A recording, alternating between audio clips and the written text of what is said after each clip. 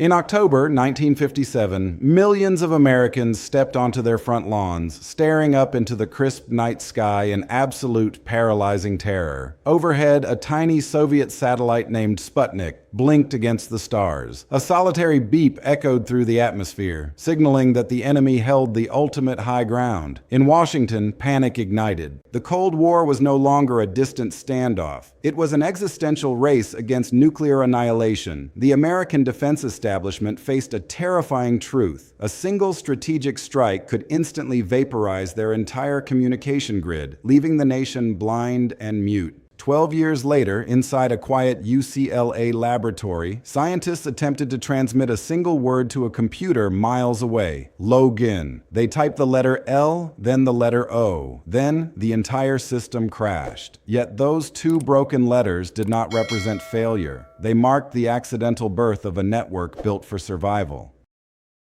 The military's nightmare scenario was brutally simple. Strike the central command post and the entire nation collapses into chaos. To stop an apocalypse, defense strategists realized they needed something unprecedented: a communications network without a central brain. If one node was vaporized in a flash of blinding light, the surviving pieces had to automatically reroute information and keep talking. Enter the visionaries. Men like J.C.R. Licklider, who envisioned human-computer symbiosis, and Paul Baran, an engineer who proposed breaking data into tiny, independent packets that could dynamically weave through a shattered web. To the corporate titans at AT&T, this idea was pure lunacy. They openly mocked Baran, insisting that a decentralized digital system was a mathematical impossibility that defied the basic laws of telephony. But DARPA funded the madness anyway.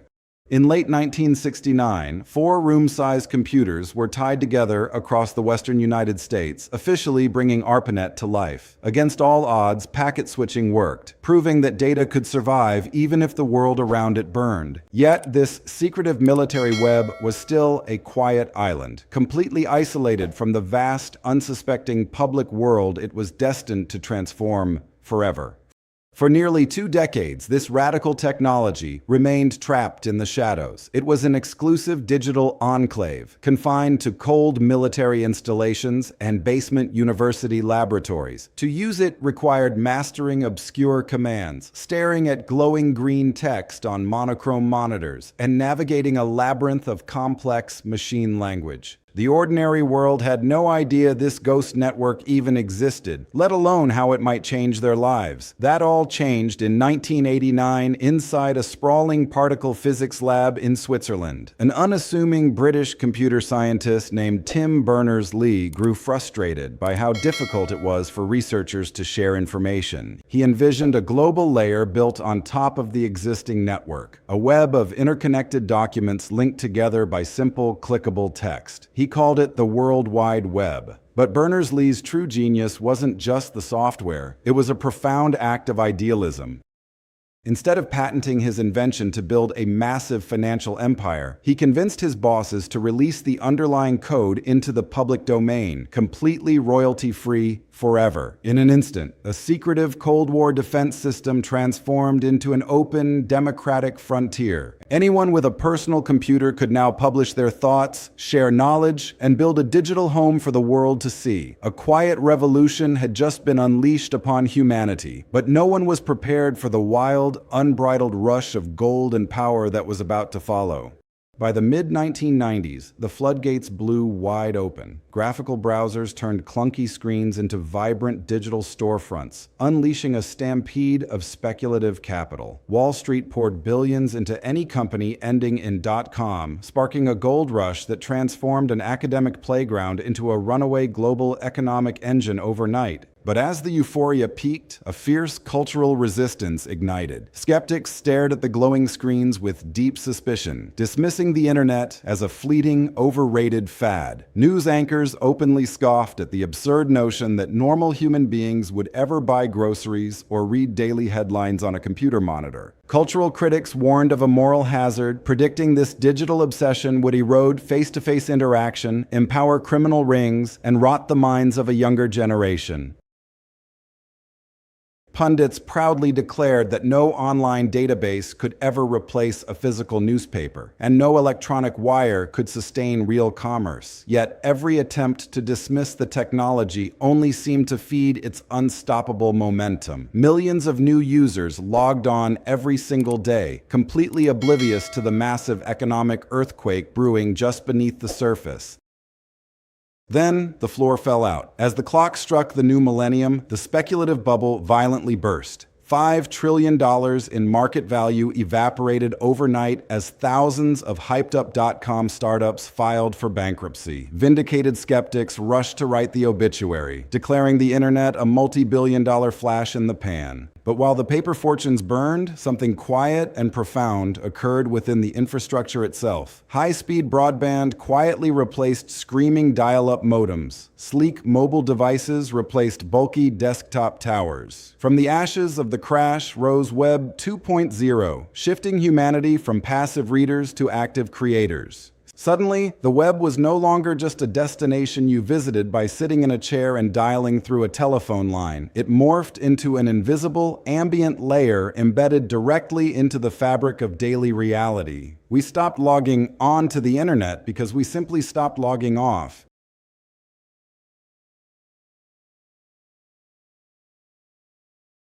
It became the medium through which we worked, fell in love, and understood the world around us. Yet, as this seamless digital universe swallowed our physical lives, the idealists who built it failed to realize that their miraculous open town square was about to be quietly hijacked.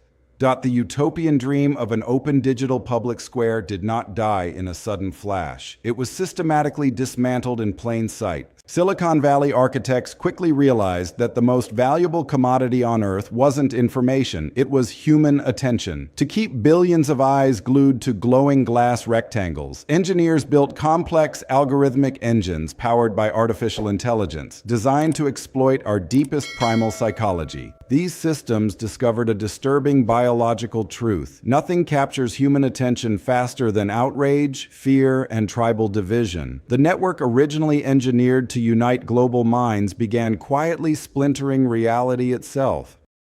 Personal feeds became hyper-personalized echo chambers where truth was systematically replaced by engagement. Free public debate was harvested into data points, giving rise to surveillance capitalism, where every click, pause, and unspoken emotion was tracked, profiled, and auctioned off to the highest bidder. Traditional journalism collapsed under the weight of free content, leaving a vacuum quickly filled by targeted disinformation and foreign state warfare. Citizens became unwitting actors in psychological experiments, trading their privacy, mental health, and shared sense of objective reality for infinite, hyper-targeted streams of dopamine. We had achieved absolute, instantaneous global connectivity, but we paid for it with the very fabric of human trust. And beneath the sleek glass surfaces of our modern devices, the physical scaffolding holding this fragile, chaotic empire together was becoming far more vulnerable than anyone dared to admit. We tend to picture the internet as an abstract cloud floating safely in the ether, but its reality is shockingly physical, fragile, and grounded in the dirt. Today, over 5 billion human lives hang by a thread, or more accurately, by hundreds of thousands of miles of submerged fiber optic cables resting on the pitch-black ocean floor. Many of these arterial lines are barely thicker than a standard garden hose, yet they handle nearly 99% of all transoceanic data traffic. Through these microscopic strands of glass flow trillions of dollars in daily financial transactions, satellite positioning streams, global shipping logistics, and municipal power grids. We have built an incredible civilization of dizzying complexity on top of a delicate glass skeleton.